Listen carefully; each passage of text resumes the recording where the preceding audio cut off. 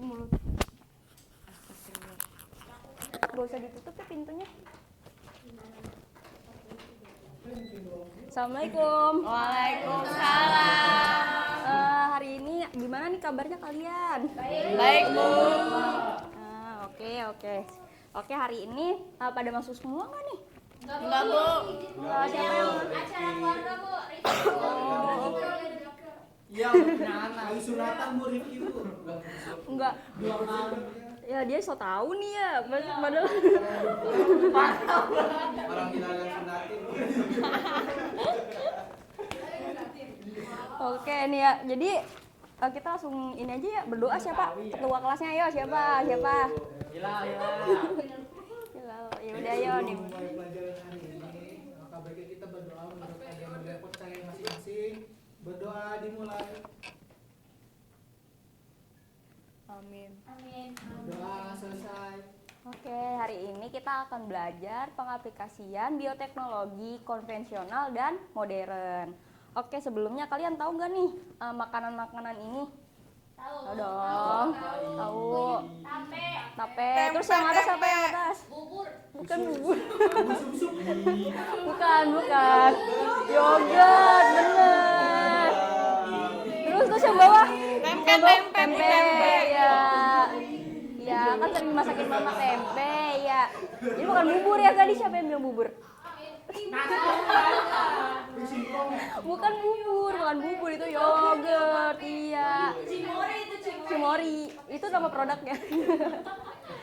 Parah. Naswa blender. Nah, jadi kira-kira nih makanan tersebut terbentuk kenapa nih? Kan tadinya ini singkong doang, yang atas susu doang, yang bawah justru kedelai. Kenapa bisa berubah? Ya, kan kalau kita rebus doang, misalkan nggak berubah jadi fermentasi, ya. Basi. Bener. Tapi menggunakan apa tahu nggak fermentasinya? Iya, menggunakan mikroorganisme. Bukan dong. Oke, kita lanjut sebentar ya. Nah, jadi tadi kan dibahas mikroorganisme nih. Jadi proses yang dilakukannya itu kira-kira mikroorganismenya ngapain nih di bahan-bahan tersebut biar menghasilkan? bukan pastapora. Kenapa tadi singkongnya bisa berubah menjadi tape, susunya berubah menjadi yogurt, kedelainya berubah menjadi tempe? Fermentasi, Bu. Ya.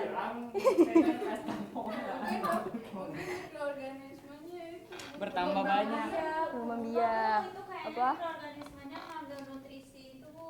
Nutrisi. Jadi makin asam. Oh iya, apa tuh asamnya namanya? Asam laktat. Nah, jadi kenapa kayak tape sama yogurt itu jadinya asam sebenarnya. Jadi hal itu yang bisa memperkuat durasi ketahanan pakannya gitu. Oh. Oke, kita lanjut ya. Nah, jadi tujuan pembelajaran kita apa sih? Yang pertama tuh biar peserta didik tahu prinsip dasar bioteknologi konvensional dan juga modern. Jadi kita bisa membedakan nih keduanya itu perbedaannya apa. Lalu yang kedua, menganalisis manfaatnya. Manfaat bioteknologi di zaman sekarang kan banyak banget nih ya. Karena dengan kemajuan teknologi itu bisa bermanfaat bagi semua makhluk hidup, bukan hanya manusia. Selanjutnya, agar peserta didiknya mampu untuk menyajikan gagasan dan solusi perkembangan bioteknologi. Oke, kita lanjut ya. Oke, yang pertama ada bioteknologi konvensional. Nih, sebelum dijelaskan, ada yang tahu nggak kenapa disebut konvensional? Sederhana, iya benar. Tradisional, iya berdasarkan definisi sama ciri-cirinya juga dijelaskannya seperti itu ya. Jadi hanya menggunakan mikroorganisme tanpa melakukan rekayasa genetik, berbeda dengan yang modern.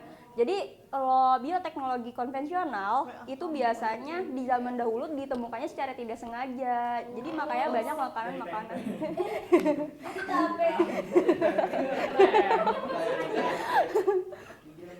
Iya sih bener. Iya makanya dari dulu kita ada tempe, ada tape gitu ya. Keren ya, itu ya pendahulu kita keren-keren ya. Iya. Nih, bolehlah ditulisin contoh-contohnya. Ada yang mau nulis gak nih? Contoh-contoh teknologi konvensional meskipun ada di situ. Maksudnya Ada yang mau maju. pengaplikasian. Itu dibilangnya keju apel tahu. Dan kenapa? Ayo ada yang mau maju, sebutin aja. Yang tanah itu pupuk organik, jadi menggunakan bantuan mikroorganisme dia berubah jadi pupuk. Kompos ya di sini aja. Ya. bolong-bolong gitu ya. Kenapa tuh bolong-bolong? Berarti kejumu nggak dimakan. Masa digigit? Keju, iya. Oh, itu tulis itu ada, Bu. Iya, contohnya aja contohnya. Bukannya ini belum nggak masuk. Habis ya? Iya. Tapi teksturnya emang kayak gitu. Apa bolong-bolong? Gabut kan? Iya, bolong-bolong Bu. Yaudah itu, mungkin dibeli. Itu apel emang Kan jatuh. Kenapa bolong Bu kejunya Bu? Iya. emang kayak gitu guys. Tempe, ayo apa lagi? Nih, di sini kan nggak ada contohnya tuh minuman alkohol tradisional. Nah, kira-kira ada yang tahu nggak apa dari Indonesia? Iya, benar tua. Kalau bir pelotok bukan, namanya doang. Iya, nggak tahu ya kenapa ya namanya ya bir pelotok. Mungkin karena warnanya merah, tapi sebenarnya itu bukan hasil fermentasi ya, jangan keliru. Oke, udah nih, ini aja. Katanya Hilal mau tadi dia Hilal mau? Nulis contoh, yang nggak ada di situ juga nggak apa-apa. Ini lah kecap. Ya. Moncong. Oncom.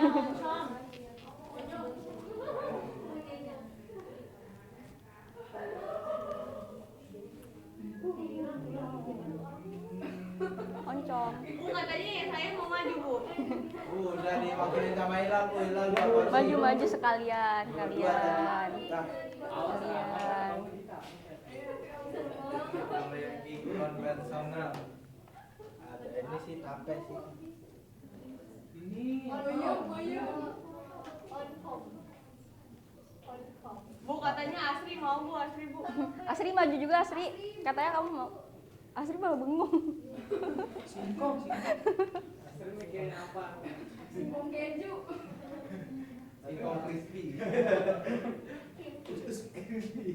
Oh iya, cinta. Nah, iya tuh. Yang di Pasti nggak enak ya. Cuma yang nggak Roti dalam proses sebelum dijadiinnya, ya sebelum dipanggang. Udah banyak ya. Itu balikin aja. Balikin aja. Oh iya, tadi punya siapa? Ntar lupa bawanya. Nah, oke. Itu kan tadi contoh-contohnya ya. Nah, kita setelah ini mau menjelaskan salah satu contohnya kenapa bisa terbentuknya. Tebak kita mau bahas apa? Sebelumnya ada yang mau bertanya nggak? Belum. Oh. Tebak-tebakan yuk. Ayo. ya Bolong-bolong. Itu kan dalam fermentasi biasanya menghasilkan Oksigen. kan oksigen, CO2, karbon dioksida. Mungkin untuk keju yang ini. Iya. Sayang banget. Oke, mungkin tadi Dini ngomong tapi kita nggak denger gitu. Dalam hati. Iya, oke. Next ya. Jadi kita akan membahas tempe salah satu contohnya. Nah, jadi tempe itu yang difermentasikannya ada dua contohnya, ada Rhizopus oligosporus, ada Rhizopus oryzae. Nanti salah satunya itu ditaburkan di atas daun waru yang sudah dilayuykan. Nanti disebutnya tuh usar. Nah, tahu nggak perbedaan antara Rhizopus oryzae dan Rhizopus oligosporus? Keduanya digunakan untuk membuat tempe nih. Ada yang tahu nggak? Tahu. Nah, jadi kalau untuk Rhizopus oryzae itu dia hifanya panjang, miseliumnya panjang. Dan nanti hasilnya dia akan berwarna lebih coklat gitu tempenya. Sedangkan kalau Rhizopus oligosporus dia hifanya lebih padat. Nanti warnanya putih. Kalau untuk Orize dia warnanya coklat. Mungkin yang selama ini sering digunakan itu kan Oligosporus, makanya tempe yang sering kita temukan itu serat-seratnya warnanya putih. Tapi kok bisa menghitam Bu tempe di rumah saya?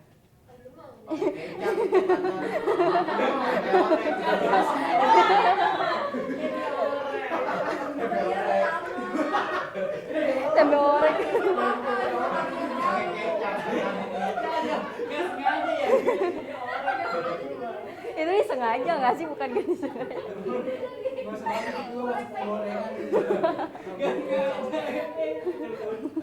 Oke, ada yang mau bertanya nggak? Belum. Oke, kita lanjut ya. Nah, jadi cara pembuatannya itu harus benar-benar sesuai. Untuk pH-nya sendiri ada 2,5 hingga 3,5 pemilihan kondisi yang untuk pembuatan tempe.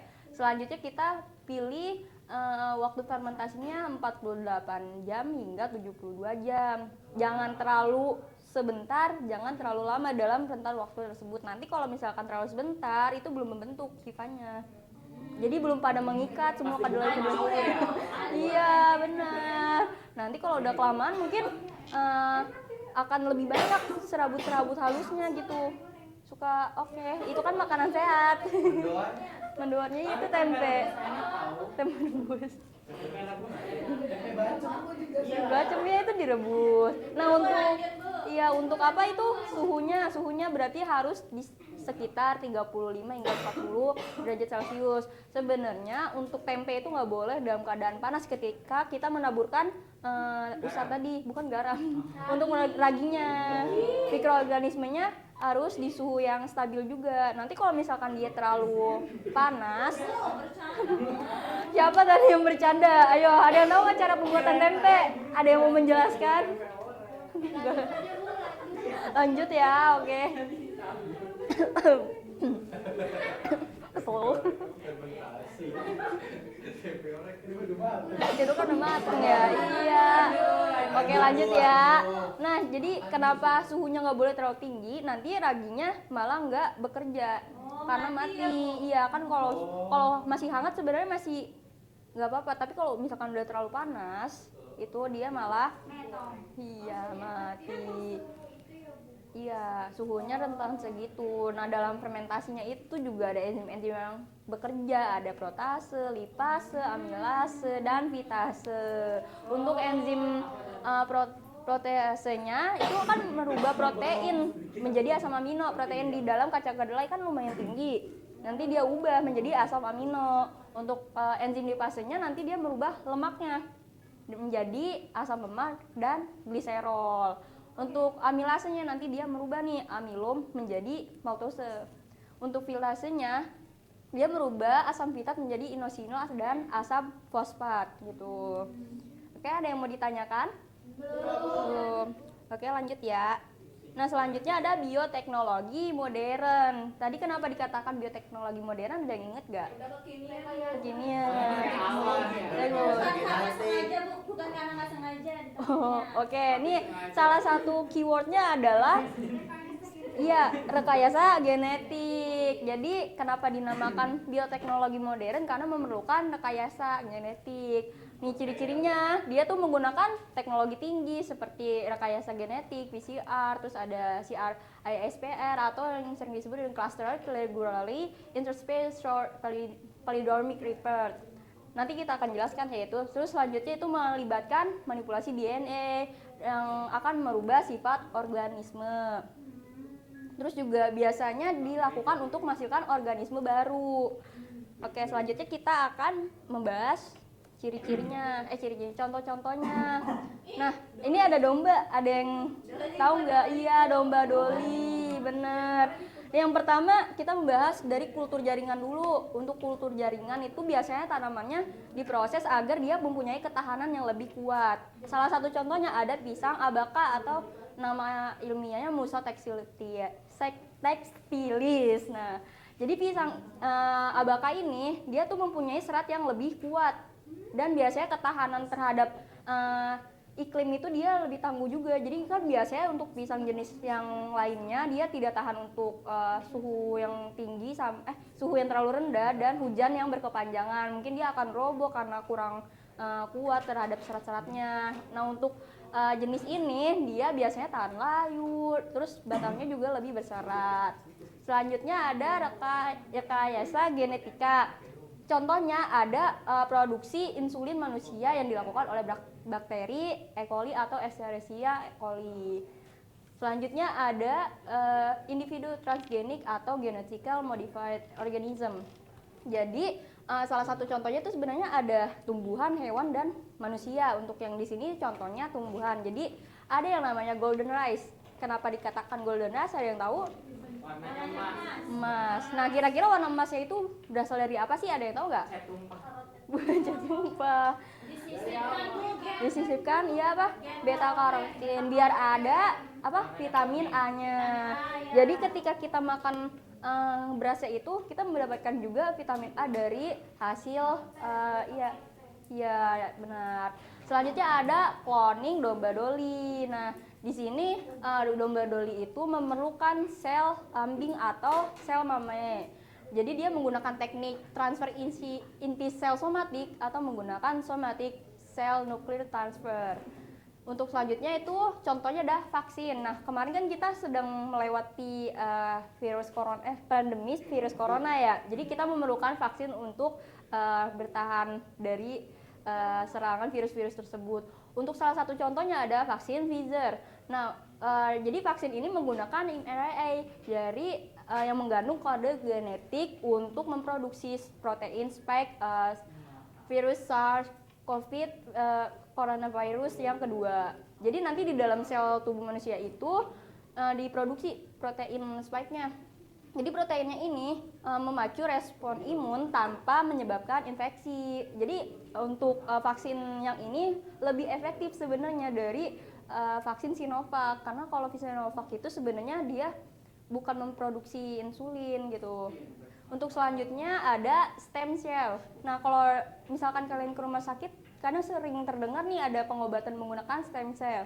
Untuk stem cell sendiri itu dia itu ada salah satu contohnya menggunakan dari sumsum tulang belakang untuk pasien yang biasanya ini ada kerusakan di otot jantungnya. Jadi dia disuntikkan nih di bagian otot jantungnya untuk memperbaiki jaringan jantung yang rusak, biasanya untuk pasien stroke, pasien serangan jantung, sama aja. Dan membantu pemulihan fungsi jantung.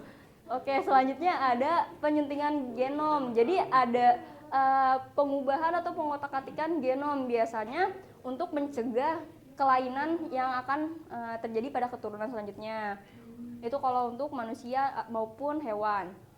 Di sini contohnya ada gen CD4+. Nanti sel T-nya itu diubah menjadi makrofag yang resistensi terhadap infeksi HIV. Jadi untuk mencegah replikasi virus HIV tersebut. Jadi sekarang ada yang mau bertanya? Belum. Oke, selanjutnya dicegah. Kalau misalkan dia keturunan, sebenarnya dia punya. Nanti dia akan menggunakan obat yang bukan menghilangkan virus tapi untuk tidak menular, tidak bereaksi sebenarnya gitu. Sebenarnya HIV-nya tidak bisa hilang dengan begitu saja. Jadi makanya hingga saat ini belum ada vaksin untuk HIV gitu. Bisa cloning manusia nggak? Cloning manusia. Untuk saat ini sebenarnya itu termasuk larangan kode etik. Jadi tidak boleh dilakukan. Jadi untuk saat ini ilmuwan juga sepertinya tidak ingin melakukan itu. Jadi yang di cloning saat ini ada domba doli. Nah jadi gimana sih cara proses terbentuknya domba doli? Oke, yang pertama kita perlu 3 kambing, sebenarnya 3 kambing betina. 3 domba apa 3 kambing? Domba sama aja sih sebenarnya. Domba. Untuk domba yang pertama kita memerlukan sel bukan pertama sel mamenya dulu, sel kelenjar susunya. Sel ambing tulisnya. Sel ambing atau kelenjar susu. Nanti selnya ini selanjutnya ada ini dulu, domba yang kedua. Domba yang kedua kita ambil sel telurnya. Sel telur.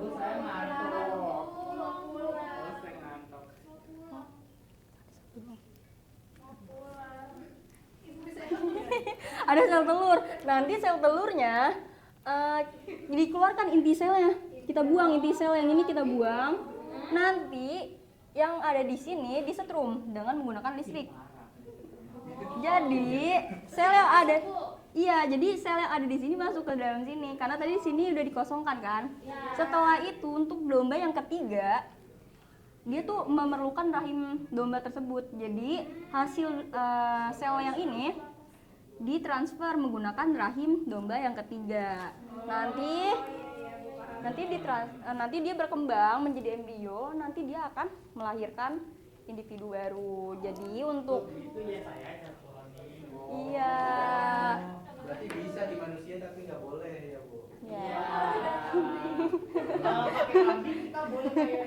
Oke. Ada yang mau ditanyakan? Enggak. Oke, sekarang mengerjakan LKPD. Jadi scan aja QR-nya untuk kelompok 1 nanti bagian paling atas, yang kelompok 2 bagian paling bawah. Soalnya ada 1 untuk masing-masing kelompok, 1 nyampe 2, nyampe Sela, nyampe Najwa. Ini kelompok 2 ya. Oke, Bo. Oke. Itu sel ambing ya? Sel ambing. Bahasa Indonesianya dari mame.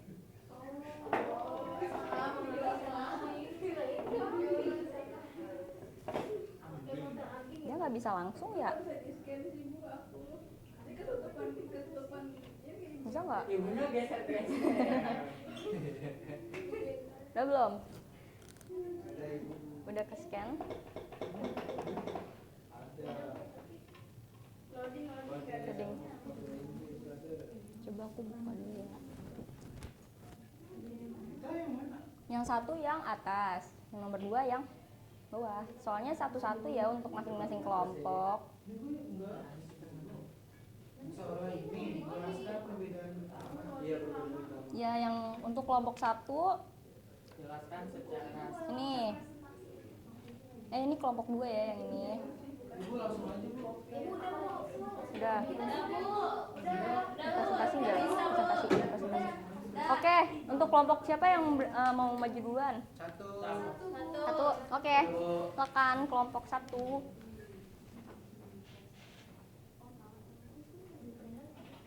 Oke, kami dari kelompok 1 ingin menjelaskan soal yang pertama itu soalnya bedanya teknologi konvensional dan modern. Untuk konvensional ini dia tadi gimana lah? Ditemukan secara tidak sengaja, dan yang modern pakai genetik. Contohnya? Contoh itu tadi domba koloni. Ya. Apa tadi? Apalagi? Vaksin. Vaksin. Kalau konvensional contohnya? Konvensional itu tempe, tape, uang. Ya. Udah Bu. Oke, silakan duduk. Sekarang kelompok 2. Udah lama duduk. ayo. Kelompok Apa? 2. Oke. Nah, pertanyaannya itu suruh jelasin bagaimana proses itu Loading. Iya, jadi tadi ibunya bilang ada 3 domba. Domba yang pertama diambil sel ambing atau mamenya. Nah, terus kemudian ada domba yang kedua itu untuk diambil sel telurnya. Nah, nanti setelah itu si sel telur dari domba kedua disetrum lalu dimasukkanlah si sel ambing. Lalu kemudian domba yang ketiga ini dipinjam rahimnya. Jadi nanti sel telur yang udah ada sel ambingnya dimasukkan ke dalam rahim domba yang ketiga. Itu Bu. Oke, terima kasih. Benar jawabannya. Semuanya benar ya.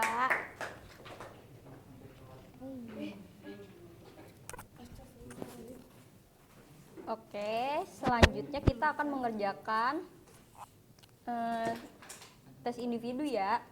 Oke, siapkan lagi scan QR-nya. Ya, nih yang ini.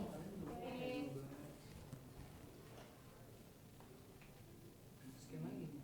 Ya, ini kali ini kerjanya sendiri-sendiri ya. Ibu saya udah. Udah. Yang lain udah belum? Selamat. Udah lah, kan pintar. Contekan dari kelas sebelah ya. Yuk, patah contek dulu, patah didiknya nyontek. Ibu saya udah. Udah, oke. Yang lain gimana? Udah Bu. Dikit lagi Bu, dikit. Udah Bu. Dikit lagi. Udah Bu. Satu lagi Bu, satu lagi Bu. Udah. Sudah semua? Udah. Udah Bu. Udah semua. Oke, mungkin pelajaran kali ini berakhir di sini. Ada yang mau memberikan kesimpulan untuk pembelajaran hari ini? Oke. Jadi hari ini kita belajar dua macam bioteknologi, ada yang konvensional dan modern. Kalau konvensional itu ya lebih sederhana, contohnya seperti fermentasi. Kalau yang modern itu contohnya sudah memerlukan rekayasa genetika seperti cloning domba doli, Bu. Oke, bagus. Nah, untuk pembelajarannya sudah selesai, tadi sudah memberikan kesimpulan juga. Untuk materi selanjutnya, nanti kita akan praktek membuat tempe. Karena kita udah belajar. Nanti boleh setelah tempenya selesai. Oke. Oke, mungkin itu saja yang bisa Ibu sampaikan. Kurang lebihnya mohon maaf. Wabillahi taufiq wal hidayah. Wassalamualaikum warahmatullahi wabarakatuh. Waalaikumsalam warahmatullahi wabarakatuh.